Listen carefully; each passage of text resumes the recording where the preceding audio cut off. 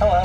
Hey there, let's talk to Dr. Darien about pretty big moves in the mental health space with a new drug that's coming on the market, ketamine. Talk to us about this. This is a medication that is derived from ketamine. It's becoming more and more popular in terms of discussions for treatment-resistant depression. More than 20 million Americans, for example, have reported at least some level of a severe depressive symptom within the last year. So this new medication, in terms of its FDA approval, is now approved to treat as a standalone medication. Previously, it was treatment as an addition to other forms of depression, but in these studies, it was found that this medication, especially with those who suffer from severe symptoms of depression, was incredibly helpful in terms of reducing symptoms, and in a fifth of patients went into overall remission of their symptoms, no longer had symptoms at all.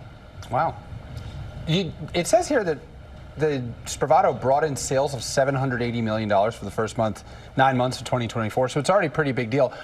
What does FDA approval mean if this is a drug that already is on the market? Great question. It means access. You know, when we talk about helping those patients who are in need with severe symptoms, the options are limited. More than a third in that realm or in that group of patients who have severe symptoms don't respond to regularly approved treatment for depression. So this means more access, more help. But of course, when we do these approvals, we have to make sure to continue to follow the data, because long-term effects in terms of ketamine use is still difficult to understand. People are going to hear the word ketamine and get scared. Yeah. What happens here? Yeah, like any medication or any new medication, understandable that there is fear, but with these studies, it helps us to understand how to use it. And so with proper control and guidance by someone who's trained and licensed and understands how this medication works is how you get those benefits. Got it.